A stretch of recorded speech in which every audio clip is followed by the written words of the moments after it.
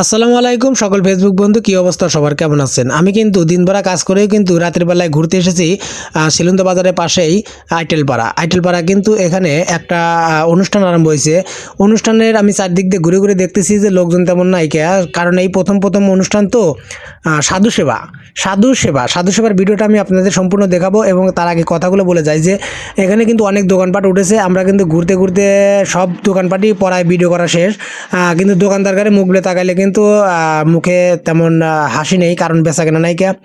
আর এখানে কিন্তু গান হবে, গানটা কিন্তু রাত 10টার আগে হবে না। আমরা 9:30 বাজে এখনো ঘুরতেছি, ঘুরে ঘুরে ঘুরে ঘুরে দেখতেছি না কাজ হচ্ছে না, তো আমরা নিয়ত করছি চলে যাবো বন্ধু বান্ধব মিলে 3-4 জন আইসি, যেহেতু কিছু তো খাওয়াই লাগে।